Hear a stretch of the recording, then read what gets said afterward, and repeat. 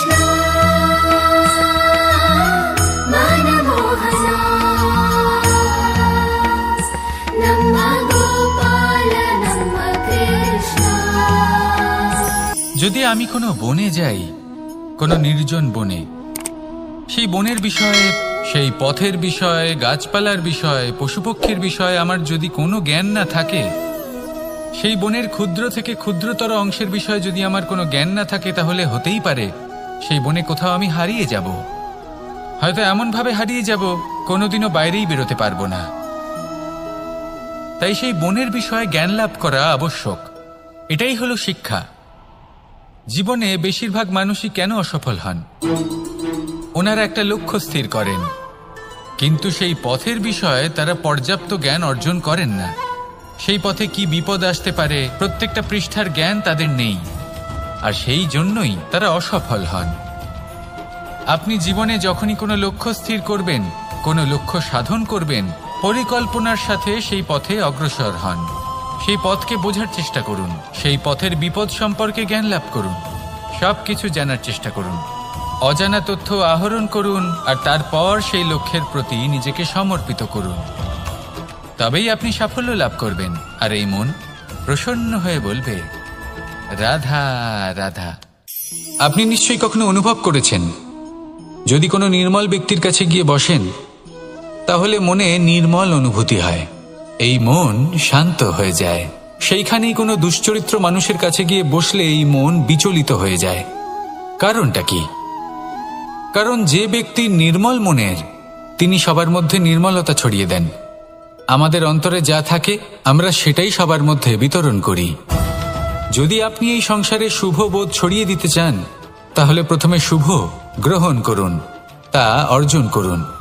এই সংসারে জ্ঞানের শক্তি লাভ করুন, আর সেই জ্ঞানের শক্তি সংসারে বিতরণ করুন। শান্তি এবং সন্তোষ প্রদান করুন। কারণ যেমন বীজ এই সংসারে বপন করবেন, তেমনই ফল আপনি লাভ করবেন। যেমন দেবেন তেমন ফিরেও পাবেন। এই সংসারে জ্ঞান প্রদান করুন, শান্তি প্রদান করুন, সন্তুষ্টি প্রদান করুন। এই সংসারে ভালোবাসা বিতরণ করুন, আর এই প্রেম ভাব নিয়েই বলুন, রাধা রাধা। এই সংসারে সবথেকে বেশি মূল্যবান কি হতে পারে? সময়। সমগ্র পৃথিবীর সমগ্র সম্পত্তি ব্যবহার করেও সময়ের একটা মুহূর্ত লাভ করা যায় না, এতটাই বেশি মূল্যবান। আর এই সময়কেই আপনি হেলায় নষ্ট করতে থাকেন, এর সদ্ব্যবহার করেন না, নিজের স্বপ্ন পূরণ করেন না। আর যখন এই সময় পার হয়ে যায়, তখন মনে হয় আর তো সময় অবশিষ্ট নেই। এটা হলো অনুচিত। তাই এই সময়ের সদ্ব্যবহার করুন, শ্রেষ্ঠ কর্ম করুন, সেই সকল কর্ম করুন যা আপনি করতে চান, সেই সকল স্বপ্ন পূরণ করুন। এই সময় ব্যর্থ হতে দেবেন না। এই সময় কারোর জন্য থেমে থাকে না। আর একবার এই সময় পার হয়ে গেলে আর আপনি তার সদ্ব্যবহার না করলে, এই সময়ই এসে আপনার বিনাশ ঘটাবে। এই সময়কে সম্মান করুন, আর আমার সাথে ভালোবেসে বলুন, রাধা রাধা। এই সংসারে দুই ধরনের মানুষ দেখা যায়, এক সরল, দুই জটিল। এবার এই যে সরল ব্যক্তি থাকে, তাদের এই সমাজ দুর্বল মনে করে। এমনিতে দেখতে গেলে জলও সরল, বায়ুও সরল। ওনারা যেদিকে চাইবেন প্রবাহিত হতে পারেন, এনাদের যে আকার দেবেন সেটাই ধারণ করবেন। কিন্তু এরা বাস্তব রূপ ধারণ করলে তখন কি হয়? এই জল এমন এক ধারায় পরিণত হয় যে অনেক বড় বড় পাথরকে খণ্ডিত করে দিতে পারে। এই বায়ু এমন এক চক্রবাতে পরিণত হয় যা সংসারে বিনাশ ডেকে আনে। তাই যে ব্যক্তি সরল, তার সরলতাকে সম্মান করুন, তাকে সম্মান করুন, তাকে ভালোবাসা দিন। আর আমার সাথে ভালোবেসে বলুন, রাধা রাধা। খেলা খেলতে কে না ভালোবাসেন? আমরা প্রত্যেকেই যখন সময় পাই, সুযোগ পাই, তখনই আমরা কোনো খেলা খেলি। খেলার সময় দুই ধরনের মানুষ ওখানে থাকেন, এক যারা অংশগ্রহণ করেন, আর দুই যারা দেখতে থাকেন, যারা দর্শক হয়ে দেখেন। যারা নিজের পক্ষের বিজয়ের ফলে উচ্ছ্বসিত হয়ে থাকেন, পরাজয়ের ফলে শোক পালন করেন, পরামর্শ দিয়ে থাকেন। আর বিজয়ী কে হন? বিজয়ী তিনি হন যিনি অংশগ্রহণ করেন। নির্বাচন আপনাকে করতে হবে, আপনি কি করতে চান? আপনি কি খেলোয়াড় হতে চান, নাকি আপনি দর্শক হতে চান? যদি আপনি বিজয়ের আনন্দ লাভ করতে চান, সেই রোমাঞ্চ অনুভব করতে চান, তাহলে খেলতে হবে, ময়দানে আপনাকে নামতেই হবে। পরাজয়ের সম্ভাবনার ভয়ের সাথে আপনাকে লড়াই করতেই হবে, বিপক্ষের আহ্বানকে স্বীকার করতেই হবে, খেলোয়াড় হয়ে উঠতে হবে। তবেই এই বিজয়ের সম্ভাবনা থাকবে। আসলে কি, দর্শক হয়ে পরামর্শ দেওয়া অত্যন্ত সহজ, ময়দানে নেমে অংশগ্রহণ করা অত্যন্ত কঠিন। আর এখানে যেটা সহজ, তা আপনাকে বিজয়ের পথে কখনোই নিয়ে যাবে না। আসুন আমার সাথে ভালোবেসে বলুন, রাধা রাধা। এই সংসারে মানুষ জন্মগ্রহণ করেন, বড় হতে থাকেন, পুরুষার্থ লাভ করেন, অর্জন করেন। অর্জন করা আসলে কি? বেশিরভাগ মানুষ বলেন অর্জন করা অর্থাৎ ধন সম্পত্তি অর্জন করা। আর কি অর্জন করা যায়? আর কি লাভ করা যায়? আসল প্রশ্ন হলো এটাই যে কি এমন আছে যা বাস্তব রূপে অর্জন করার যোগ্য। তা হলো ব্যবহার, জ্ঞান এবং সন্তোষ। কেন? কারণ আপনি যখন এই সংসার ছেড়ে চলে যাবেন, তখন আপনার ধন সম্পত্তি আপনাকে বিদায় জানাতে আসবে না। আপনাকে বিদায় জানাতে আসবে আপনার আপনজন, যাদের সাথে আপনার সুসম্পর্ক ছিল। সমগ্র সংসারে সহস্র মানুষ ধন অর্জন করে থাকেন। শ্রেষ্ঠ মানুষ হলেন তিনি যিনি ব্যবহার, জ্ঞান এবং সন্তোষ অর্জন করে থাকেন, একে সকলের মধ্যে বিতরণ করেন। তাই এটাই করুন, আর আমার সাথে ভালোবেসে বলুন, রাধা রাধা। এই সংসারের আরম্ভ থেকে এখনো পর্যন্ত এবং ভবিষ্যতেও একটা যুদ্ধ আছে, যা হয়ে চলেছে, চলতেই থাকবে। পাপ এবং পুণ্যের মধ্যে যুদ্ধ, সত্য এবং অসত্যের মধ্যে যুদ্ধ। এই যুদ্ধ চলেই আসছে, আর এই যুদ্ধে যারা লড়েন তাদের আমরা সবসময় জয় জয়কার করি। আর যারা এই জয় জয়কার করেন তাদের প্রত্যেকের একটা বিশেষ গুরুত্ব থাকে। যখনই কোনো যোদ্ধা যুদ্ধক্ষেত্রে ক্লান্ত হয়ে পড়ে, শক্তিহীন হয়ে পড়ে, তখন এরা জয় জয়কার করে, শঙ্খ বাজাতে থাকে, সেই যোদ্ধাকে অনুপ্রেরিত করে, শক্তি এবং সাহসে ভরিয়ে তোলে। আর তখন সেই যোদ্ধা সেই যুদ্ধকে এগিয়ে নিয়ে যেতে পারে। যখন শ্রীরাম লঙ্কা যাত্রা করার জন্য সেতু তৈরি করছিলেন, তখন একটা ছোট্ট মিষ্টি কাঠবিড়ালি নিজের মুখে মাটির টুকরো বয়ে নিয়ে গিয়ে তার সাধ্যমতো তাকে সাহায্য করছিল। শ্রীরাম দেখলেন এবং বললেন যে ও তো সবার মনোবল বৃদ্ধি করছে, সবাইকে প্রেরিত করছে। ও বলল যে আমি এত ছোট হয়েও যদি এই কাজ করতে পারি, তাহলে আপনারা সবাই কেন পারবেন না? এটাই হলো সেই সকলের মাহাত্ম্য, যারা জয় জয়কার করেন, অনুপ্রেরিত করেন, সাহস যোগান। ওনারা সেই ব্যক্তি যারা একজন যোদ্ধার মধ্যে যুদ্ধকে জয় করার শক্তি প্রদান করেন। আসুন আমার সাথে ভালোবেসে বলুন, রাধা রাধা। সংসারে আমাদের জীবনে যখন কোনো সুখ বা দুঃখ আসে, তার জন্য আমরা কাউকে না কাউকে অবশ্যই দায়ী করে থাকি, তাই না? এই ব্যক্তি আমাদের সাথে এরকম কাজ করেছেন, তাই আমার সাথে এমন হলো। ওই ব্যক্তি যদি এমনটা না করতেন, তাহলে আজ আমি ওই স্থানে পৌঁছতে পারতাম। সবই আপনার দৃষ্টিভঙ্গির ওপর নির্ভরশীল। আর যদি আপনার দৃষ্টিভঙ্গি এমন হয়, তাহলে তা অনুচিত। সত্যি কথা বলতে, এই সংসারে ভিন্ন ভিন্ন ধরনের মানুষ আছে। এটা আপনার ওপর নির্ভর করছে কিভাবে তাদের স্বাগত জানাবেন। একবার ভাবুন, আমি আমার দুটো হাত সামনে নিয়ে এলাম, দুটো মুঠো খুলে দিলাম।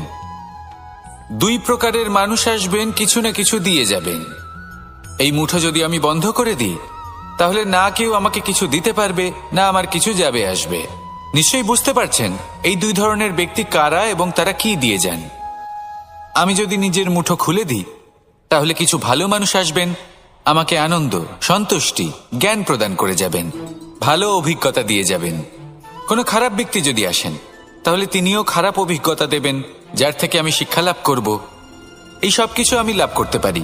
মুঠো যদি বন্ধ করে রাখি তাহলে আমি কিছুই পাবো না। দেখুন, এই সংসারে প্রত্যেকের জীবন এইরকম।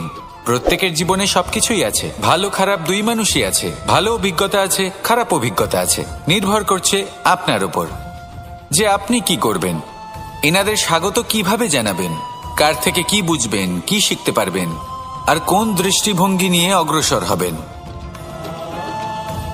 এটাই নির্ধারণ করবে যে আপনার জীবন কেমন হবে। আসুন আমার সাথে ভালোবেসে বলুন, রাধা রাধা। এটা হলো একটা সাদা পাতা। এবার এতে আমি যাই লিখব সেটাই এর অস্তিত্ব হবে। এতে আমি প্রেমের কিছু কথা লিখে একে প্রেমপত্র বানিয়ে তুলতে পারি। মাতা পিতার জন্য একটা শুভ সংবাদ লিখতে পারি। শত্রুর বিষয়ে সতর্ক করব বলে সেনাকে একটা সংবাদ লিখতে পারি। দ্বারকাবাসীর জন্য কোনো সংবাদ পাঠাতে পারি।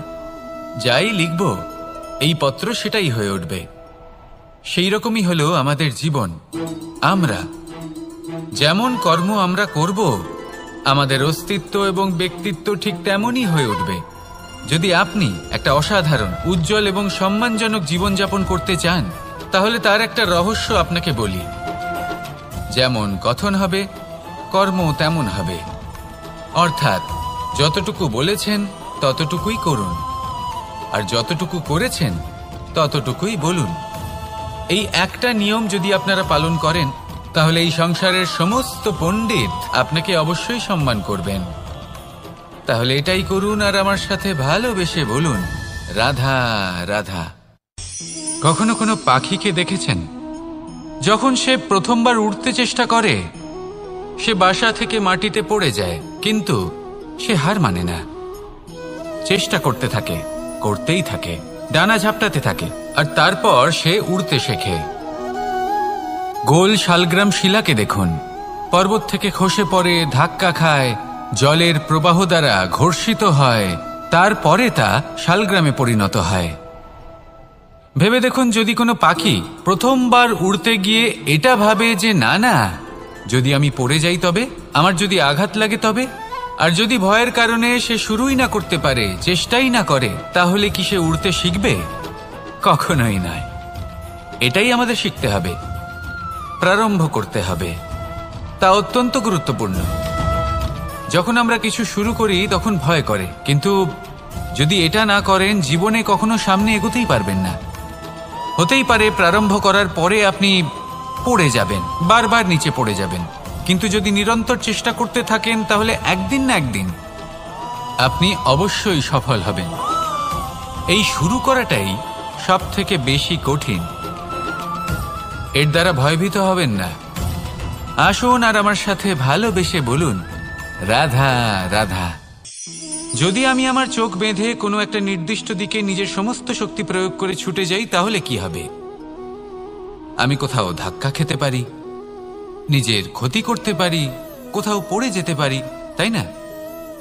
অর্থাৎ এটা নিশ্চিত এই কাজ আমার করা উচিত নয়। কিন্তু আজকের দিনে প্রত্যেকটা মানুষ এই কাজই করছেন, তাই না? কোনো কাজ করার পূর্বে সেই কাজের বিষয়ে সম্পূর্ণ তথ্য কোথায় সংগ্রহ করছেন?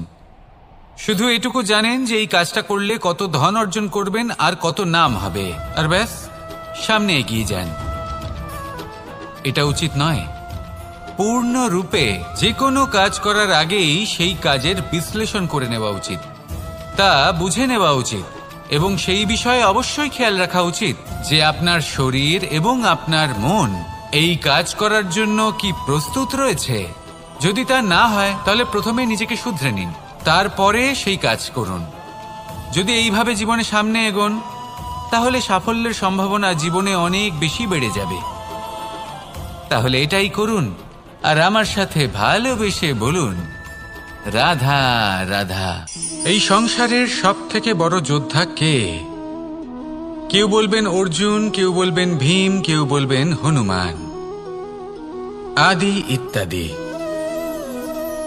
কিন্তু এই সংসারের সব থেকে বড় যোদ্ধা আপনার মনের ভেতরে আছে, আপনার মনের মধ্যে আছে। সেই ব্যক্তি সব থেকে উঁচুতে পৌঁছতে পারেন যিনি নিজের অন্তরের খামতি বুঝতে পারেন, নিজের দোষ বুঝতে পারেন, তার সাথে লড়াই করেন এবং তার উপর বিজয় লাভ করেন। যে ব্যক্তি এটা শিখতে পারেন, যে ব্যক্তি এটার উপর জয়লাভ করতে পারেন, তিনি হলেন সব থেকে বেশি শক্তিশালী, সব থেকে বেশি বীর এবং সব থেকে বেশি পরাক্রমী ব্যক্তি।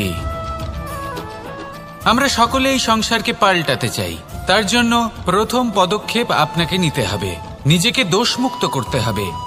যদি মানুষ নিজের অন্তরের দোষ বুঝতে পারেন এবং নিজেকে দোষমুক্ত করতে পারেন, তাহলে এই সংসার নিজে থেকেই দোষমুক্ত হয়ে যাবে, তাই না?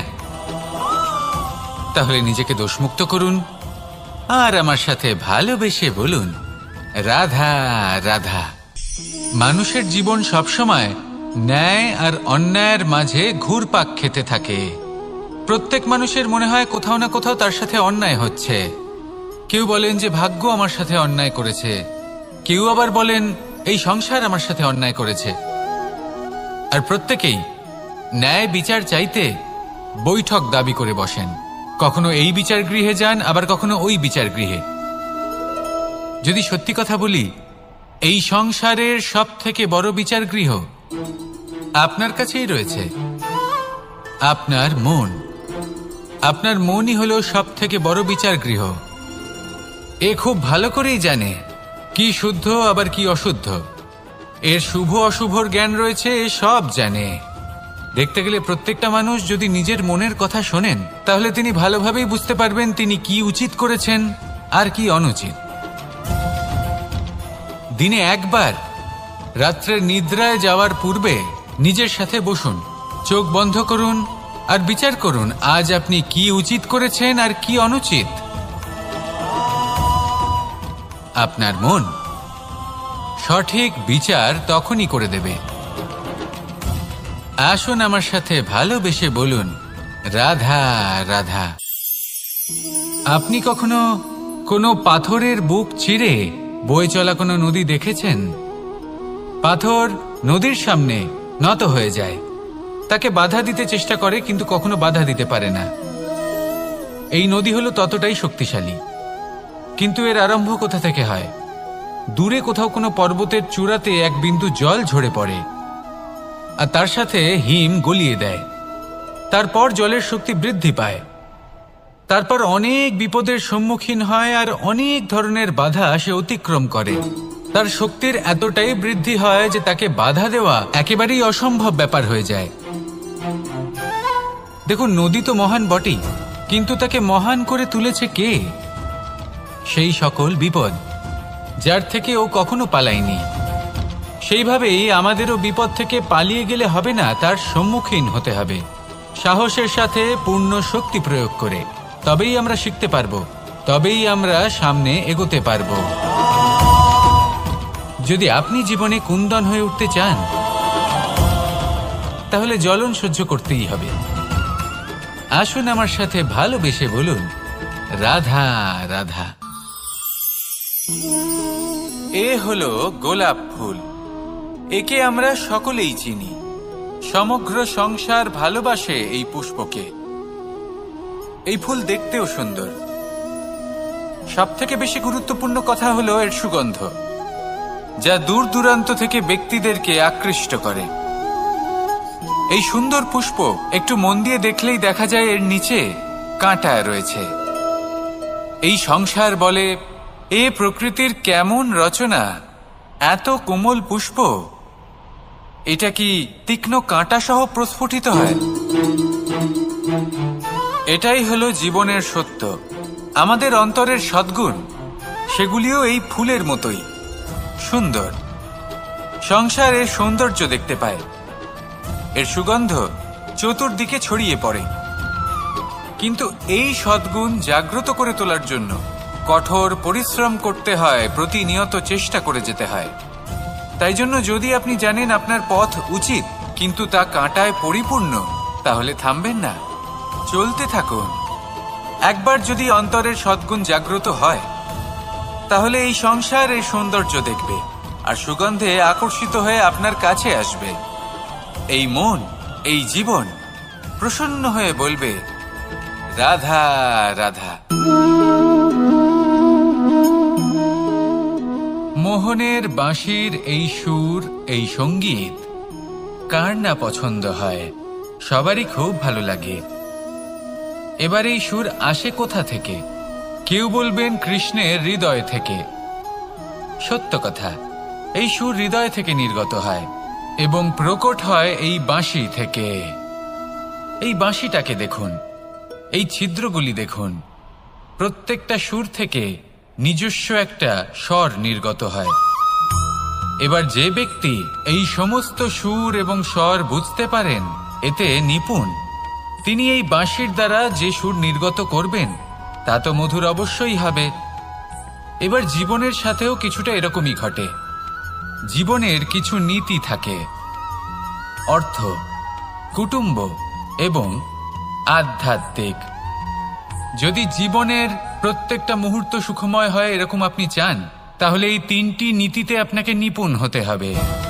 কোনো একটি বিশেষ নীতির প্রতি যদি আপনি বেশি ঝুঁকে পড়েন, তাহলে বাকি দুই নীতি থেকে যা সুখ লাভ করা সম্ভব তা পারবেন না। ধন অর্জন করতে হবে পরিবারের জন্য, পরিবারের সুখ মনের শান্তির জন্য, মনে শান্তির প্রয়োজন মনের শুদ্ধতার জন্য। যখন এই মন শুদ্ধ হবে, জীবন শুদ্ধ হবে, পবিত্র হবে, সুন্দর হবে এবং ভালোবেসে বলবে রাধা রাধা।